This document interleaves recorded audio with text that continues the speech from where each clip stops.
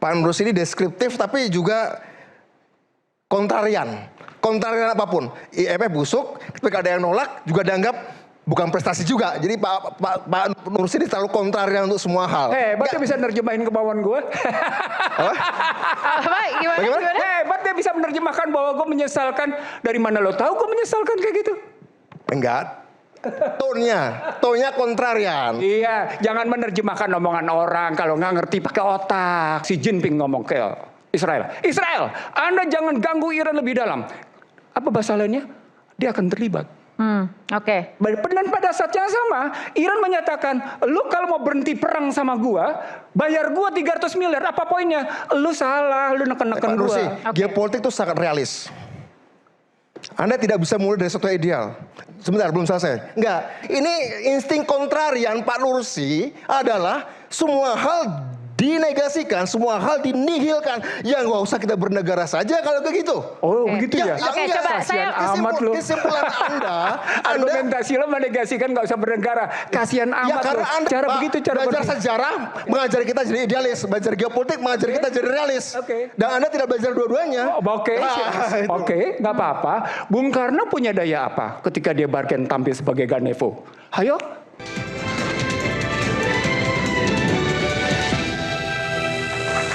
Ya, Anda kembali di Rakyat Bersuara bersama saya Ayah Nufus. Pemirsa, tadi kita lanjutkan Pak Nursi, Anda katakan reputasi, kredibilitas, dan tadi Anda mention nama Pak Purbaya. Ada apa dengan Pak Purbaya? Iya, jadi waktu Purbaya cerita dia ditawarin utang dari IMF, kan jawaban Purbaya sederhana. Saya menolak utang itu. Apa yang salah dari itu? Dan saya melihat IMF itu senyum-senyum kecut. Purbaya lupa. IMF itu bagian dari Unholy Alliance. Dari aliansi busuk tanggung global. Itu ya. Artinya ketika kita ngelihat, ini bukan kajian Ihsanuddin Nursi loh. Saya ngomong kayak gini, ini kajian Global South dan kajian kelompok-kelompok kritis tentang peranan IMF, World Bank, dan WTO. Oke ya. Ketika Purbaya menyahuti dengan model begitu, dan kemudian Purbaya mempublish tentang, saya melihat IMF senyum-senyum kecut. Purbaya sedang mengirim sinyal negatif. Itu yang nggak bagus. Dalam dunia keuangan, trust, building market trust, membangun kepercayaan investor, itu dimulai dengan how you make a good impression. Bagaimana Anda membuat impresi yang bagus, membuat orang percaya bahwa Anda memang bisa dipercaya karena reputasi, karena profesionalitas, karena prudensialitas, bukan dengan kata-kata. Jadi bukan kemudian saya melihat bagaimana mereka senyum kecut ketika saya menolak tawaran utang 25 sampai dengan 30 miliar US dollar disebabkan oleh fondasi kita masih kuat. How come? IMF lebih tahu secara struktural fundamental ekonomi Indonesia itu rapuh. Itu yang mesti tahu. Tapi apa yang salah ketika pemerintah mengetahui bahwa mereka bisa mengatasi kelemahan itu? Oke, menarik pertanyaan itu. Apakah memang sungguh-sungguh fundamental kita yang disebut oleh Purbaya sebagai kuat? Kalau kuat, nggak mungkin Anda menyebut tadi dolar 17.237 dong. Tidak mungkin dong kita masih tetap punya ketergantungan tinggi atas posisi di luar. Nggak mungkin dong kita masih bicara tentang SBN. Nggak mungkin dong kita masih bicara tentang bagaimana kelas menengah jatuh. Dan kemudian sekarang kelas menengah terhimpit karena BI rate yang tinggi. Karena NPL yang tinggi. Karena bahan baku tetap dari luar. Nggak mungkin dong yang namanya kita ngeliat sejumlah kios itu ditutup. Nggak mungkin itu. Kalau Anda pergi ke pasar, nggak usah pergi ke pasar deh.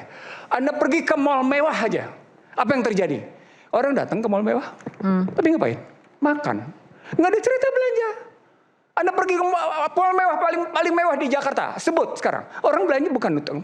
Itu kenyataan, itu kelihatan. Bahkan kemarin saya baru ingat lagi, saya menyaksikan mata kepala, saya lihat gitu ya. Beberapa kios-kios yang tadinya berada di koridor, kan ada tuh ya di koridor, udah nggak ada. Karena mereka sudah tidak sanggup lagi membayar sewa. Karena biaya yang demikian tinggi dan pembeli tidak ada.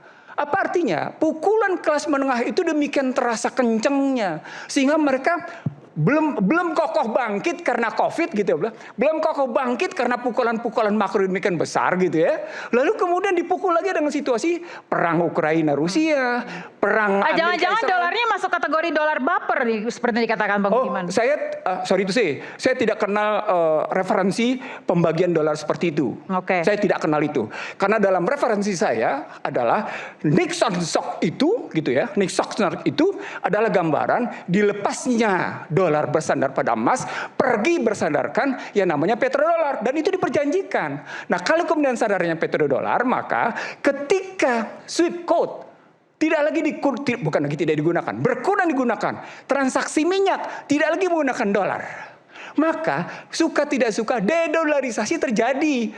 Maka kalau Anda kemudian mau main pasar uang segala macam dengan macam-macam dolar, ya memang pasar uang menunjukkan begitu. Dan itu yang disebut dengan financialization, itu yang disebut oleh Minsky, bahwa financialization dimanapun di dunia seperti yang dialami oleh Amerika sendiri. Anda tahu apa kata Stiglitz tentang financialization yang terjadi di Amerika? Apa? Ketimpangan ekonomi mengalami kanker stadium 4. Ketimpangan rasial, kanker stadium 4. Dan dampaknya seperti sekarang, homelessness bagi warga negara senior, homelessness bagi remaja-remaja yang tidak punya orang tua secara benar, ya, artinya orang tuanya single parent, orang tua tunggal, gitu ya. Dan kemudian juga mereka masih sibuk dengan subsidi. Makanya kemudian tadi yang saya bilang, bagaimana Bloomberg ngelihat, ini keterlibatan negara bisa berbahaya, bisa mengundang resiko. Wall Street Journal bilang, oh iya, kapitalisme berada di sembang jalan.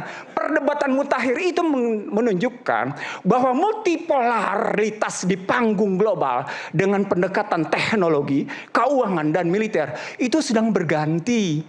Pertanyaan besarnya, Indonesia ngikut kemana? Coba saya mau tanya ke Bang Budiman tadi, Indonesia ikut kemana?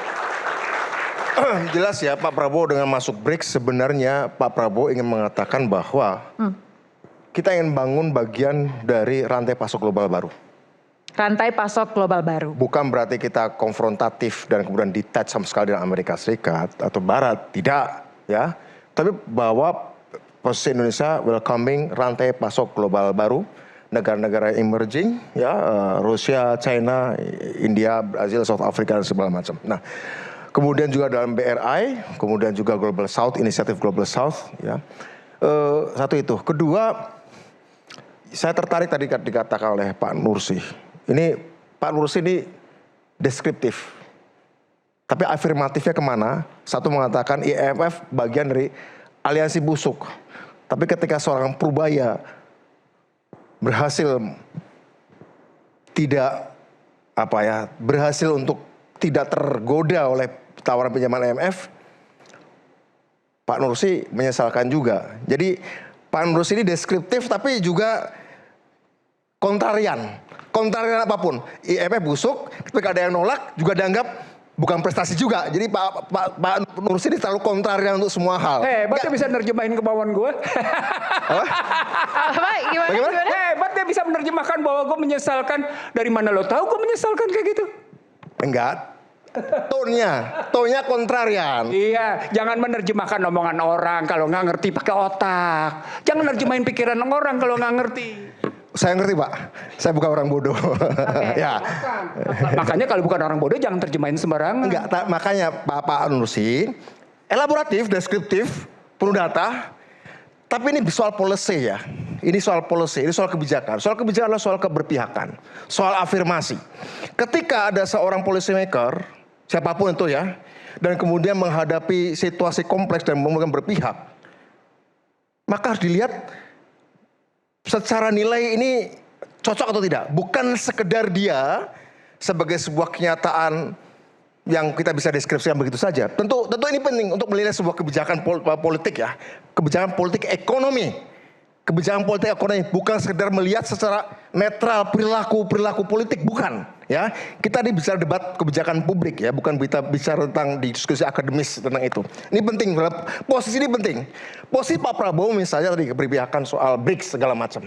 Ya, itu adalah pilihan, tapi bukan berarti detach karena Pak Prabowo menjalankan 3 hal dalam politik luar negeri. Menjaga daya lindung, hedging power, daya tawar, bargaining power, daya tangkal, deterrence power. Sebuah negara yang tidak berafiliasi pada blok tertentu harus secara strategik dan skillful memainkan 3 powers ini. Hedging power adalah kita memetakan Apa yang dimiliki negara-negara itu yang bisa kita pakai manfaat untuk kita, itu hedging power. Pada Amerika bicara soal keamanan maritim, pada China kekuatan investasi infrastruktur, pada Eropa soal yang lain, pada Rusia soal energi teknologi tinggi, energi nuklir dan antariksa. Apa yang dimiliki negara lain, what's in it for us? Apa yang dimiliki mereka untuk kita, itu hedging power. Bagaimana kita mencari kekuatan lindung dari masing-masing dari kita. Bargaining power adalah apa yang kita miliki yang bisa kita tawarkan pada mereka. Apa yang bisa kita miliki? Apa yang kita miliki yang bisa kita taruhkan kepada mereka? Oke. Bargaining power. Ketiga, deterrence power. Apa yang kita punya kalau di antara mereka tidak memberikan apa yang kita butuhkan. Kita bisa melakukan penangkalan. Saya kira Pak Prabowo sedang memainkan itu. Konsekuensi dari sebuah negara yang tidak masuk blok pertahanan yang fix adalah terus-menerus melakukan itu. Maka diplomasi keluar negeri menjadi penting. Bagian dari memainkan hedging power, bargaining power, deterrence power. Boleh nyautin nggak? Oke, saya ke boleh silakan Pak Nursi. 3 hal itu tadi dikatakan. Hedging power itu ada syaratnya. Apa syaratnya? Setara. Syaratnya setara. Posisi tawarnya itu harus menunjukkan bahwa Anda punya daya tawar yang setara. Satu ya. Kalau kemudian Anda mau masuk bargaining power, maka kekuatan Anda juga mesti setara. Ambil contoh sekarang.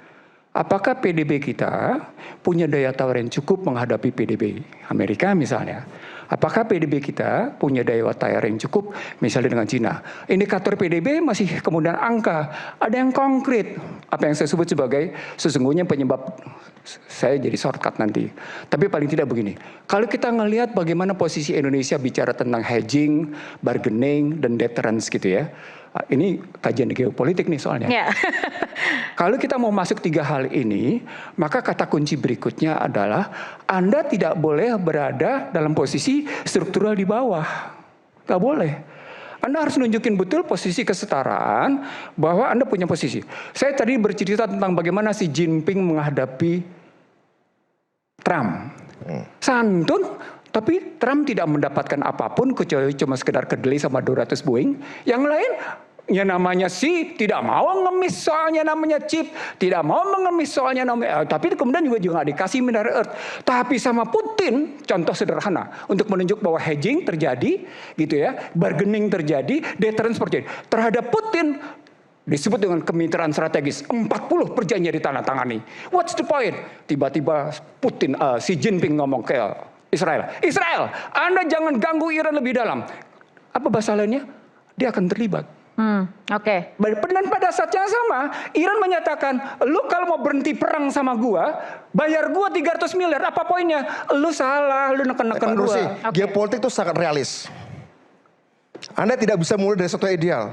Sebentar, belum selesai. Enggak. Kalau Anda berbicara geopolitik, hedging power, bagaimana bisa dilakukan kalau Anda tidak punya daya tawar?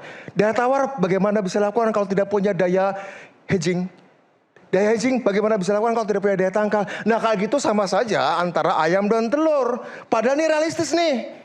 Kita mulai dari apa yang kita punya. Bahwa kita tidak langsung masuk level atas, ya kita akui itu. Kita nuklir nggak punya. Sumber daya manusia kita masih pas-pasan. Sumber daya alam kita kaya. Demokrasi kita liberal. Secara sistemik inherent itu vulnerable. Enggak, itu fakta. Itu fakta. Iya, Enggak, sebentar. Oke. Terima, geopolitik pertama kali menerima realita, Pak. Bukan mengidealkan. Anda mulai, kalau 3-3 nggak ada, kita tidak pernah berbuat apa-apa. Kan begitu. Karena sekali lagi, ini insting kontrarian Pak Nursi adalah semua hal dinegasikan, semua hal dinihilkan. Ya nggak usah kita bernegara saja kalau begitu. Oh begitu ya? Oke, enggak. coba saya amat lo. Kesimpulan Anda Argumentasi lo menegasikan nggak usah bernegara. Kasihan amat karena lo. Anda tidak pernah memulai. Iran itu. Anda tidak pernah memulai dari apa yang nyata. Anda mulai apa yang Anda nggak inginkan. begitu cara, nggak cara Pak, begitu cara belajar sejarah mengajari kita jadi idealis, belajar geopolitik mengajari kita jadi realis. Oke. Dan Anda tidak belajar dua-duanya. Oke, nggak apa-apa. Bung Karno punya daya apa ketika dia bargain tampil sebagai Ganevo? Hayo. Bung Karno punya apa? Sampai Trilateral Commission itu, itu protes habis-habisan terhadap Nixon. Tahu nggak? Itu karena Bung Karno punya sikap. Itu contoh. Iran punya apa? 49 tahun ditekan. Tapi dia tunjukin hedging powernya. Dia tunjukin bargaining position. Baik, tepuk tangan untuk Pak Nursi. Terima kasih Pak Nursi. Saya mau tanya dulu ke Bang Rey yang baru tiba di Studio Rakyat Bersuara. sorry. Tadi Anda skip begitu banyak diskusi yang luar biasa dari dua narasumber, tapi yang mau saya tanya adalah bagaimana Anda melihat sikap Indonesia saat ini di tengah konflik Iran-Amerika? Soal apa? Ekonomi? Kalau ekonomi aku nggak bisa bicara. Soal sikap Indonesia, apakah menurut Anda Presiden Prabowo sudah on track? Sudah menggunakan 3 hal yang disebutkan oleh Pak Budiman? Ini kan kalau berteman tuh ada tahapan-tahapan juga. Pertama, tadi disebutkan kita punya daya tawar. Pak Nursi menyebut daya tawar itu ada kalau Anda punya sesuatu juga. Nah, kalau saya nggak punya gimana mendekatinya? Kan kira-kira gitu tuh. Oleh karena itu selain ada daya tawar, ada jadi teman. Tuh, jadi karena saya masih pada tahap begini, mungkin saya di sini dulu bersama Anda. Level saya itu beda dulu itu. Tapi di bawah itu ada lagi tuh ikut-ikutan. Indonesia ada di mana? Ya, yang paling bawah ini yang ikut-ikutan. Maksudnya Indonesia banyak loh kekayaan alamnya. Justru itulah yang tadi sebetulnya mau disebutkan oleh Pak Nursi. Itu semua kekayaan kita itu harus dimulai dulu dari sikap. Sikap yang menandaskan bahwa kita merasa apa yang kita punya ini sesuatu yang membuat kita layak untuk tawar menawar gitu. Seperti yang dilakukan tadi contohnya adalah Iran kan. Iran itu kalau dikalkulasi persenjataan macam-macam sepanjang yang kita tahu nggak sebanding tuh dengan Amerika. Tapi yang nggak mereka dimiliki oleh yang lain, dia punya sikap, gitu. Punya sikap bahwa dia nggak mau ikut-ikutan orang, dia mau dirinya sendiri. Gitu. Nah, sikap itulah yang membuat orang hormat. Nah, di kita enggak. Perjalanan ke 54 negara itu menunjukkan kepada kita itu nyari-nyari kawan. Ada hormat katanya. Itu dia. Nyari kawan Anda bilang tadi? Nyari kawan? Iya, ikut-ikutan kawan. Oh, ikut-ikut. Nah, kenapa saya katakan begitu? Karena tadi saya baru ke sini terlambat karena ada diskusi di salah satu media televisi yang juga mendatangkan Komisi 1 dan kawan dari Gerindra. Kawan Gerindra ini menyatakan kita sebetulnya punya segalanya yang membuat kita itu punya daya tawar di mata internasional. Lalu saya tanyakan, kalau begitu ngapain Presiden bolak-balik sampai ke 54 negara? Kan mestinya 54 negara yang datang ke Indonesia. Nah, itu namanya punya daya tawar tuh. Punya sesuatu yang membuat orang lain respect sama kita. Kalau seluruh kekayaan ini nggak bisa kita nggak bisa kita jadikan sebagai alat bergen itu tadi, daya tawar tuh. Setidaknya kita punya sikap. Lah ini bagaimana presiden kita nggak jelas penjelasannya ikut BOP. Di BOP cuma diminta untuk megang map Trump. Kecil kelihatan, tapi sebetulnya kan impactnya kepada bangsa ini besar. Kok presiden saya cuma kerjanya megang mapnya Trump gitu. Nah, oleh karena itu kalau tadi disebutkan level kita di 3 level ini di mana? Ya masih level ketiga tuh. Kenapa level ketiga? Itu soal mindset pemimpinnya. Tadi Bung Nursi sudah mengatakan apa hebatnya kita di zaman Soekarno, tapi kenapa kita masuk ke level 1? Sikap. Bung Karno berani.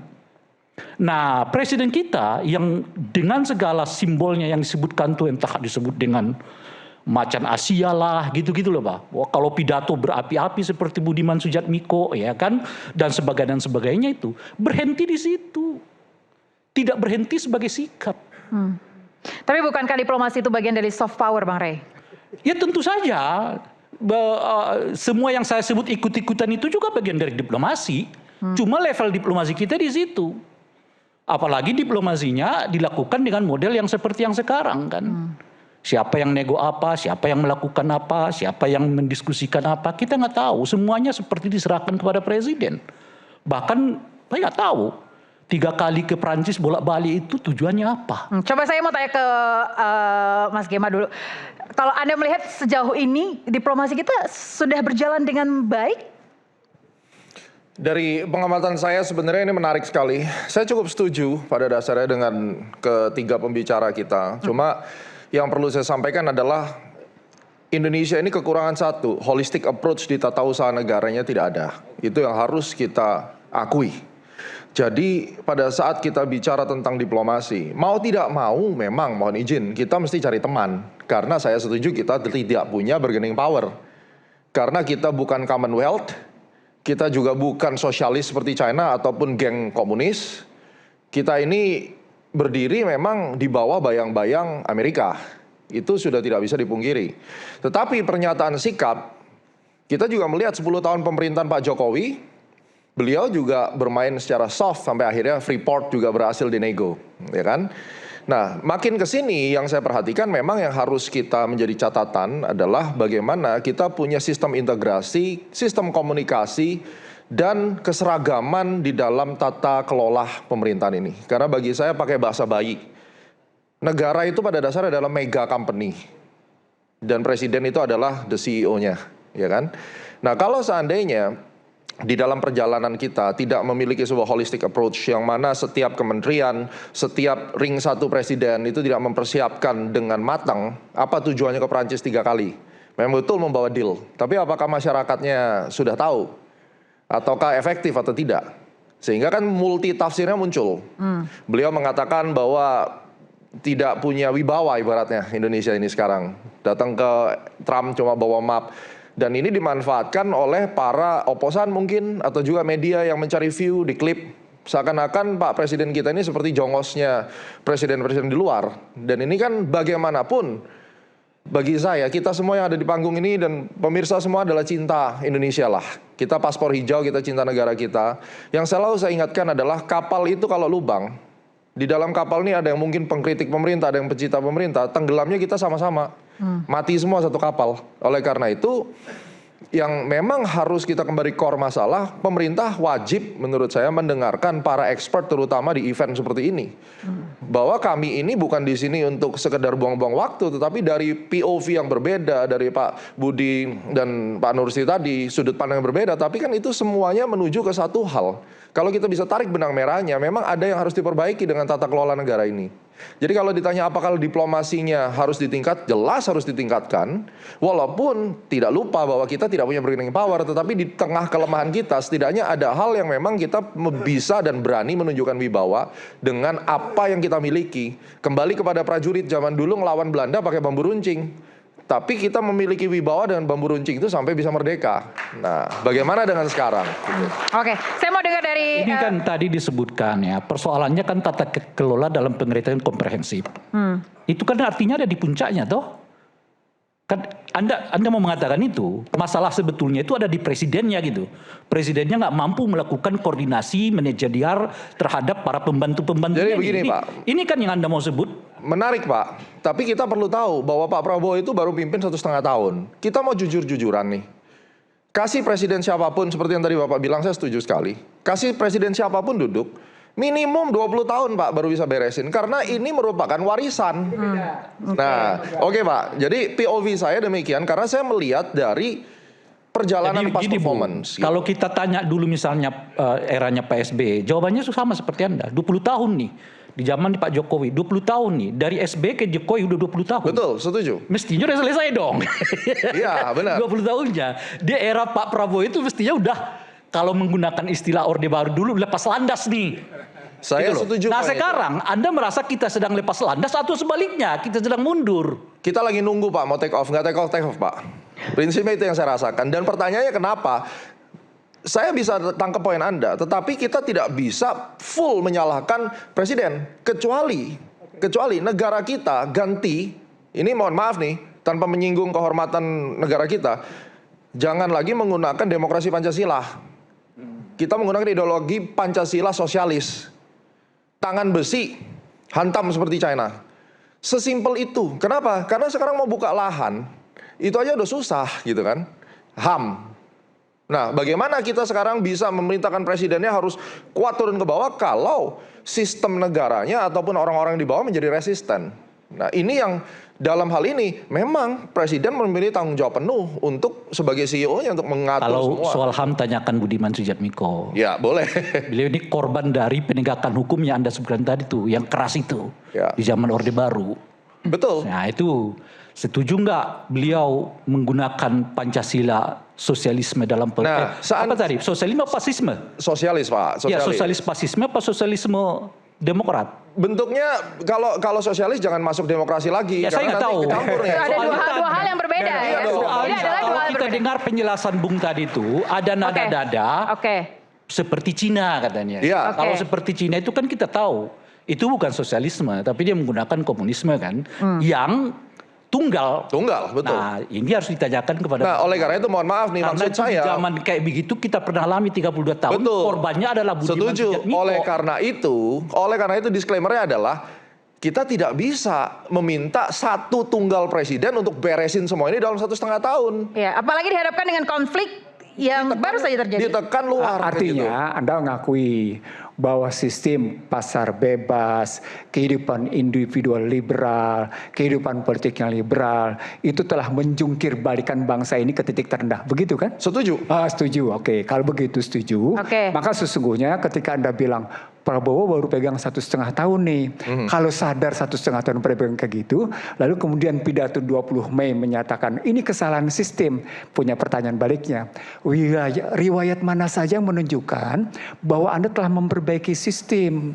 Kalau sementara DSI itu masih setengah hati. Oke, saya mau tanya ke Pak Budiman, perbaikan sistem itu sudah dilakukan. Saya Mau tambahkan tanggapi sedikit. Oke. Jadi begini, Prof. Pada saat kita bicara yang seperti Anda bilang bahwa Indonesia itu mengalami tekanan internal dan eksternal global, itu saya 100% agree, ya. Nah, ketika Anda bilang bahwa Pak Prabowo itu tidak membenarkan sistem, terbukti berapa banyak orang Mengoreksi bukan tidak membenarkan. ya tidak mengoreksi ya. Berapa banyak koruptor yang ditangkap di era pemerintahan Pak Prabowo? Ya, berikan tepuk tangan. Pemirsa Isu Hangat kadang bikin penat, apalagi kalau kita tidak bisa mencerna dengan cermat. Jangan lupa secangkir kopi hangat yang nikmat untuk menemani kebersamaan dalam program Rakyat Bersuara. Saya Aya Rufus, kita akan jeda sejenak.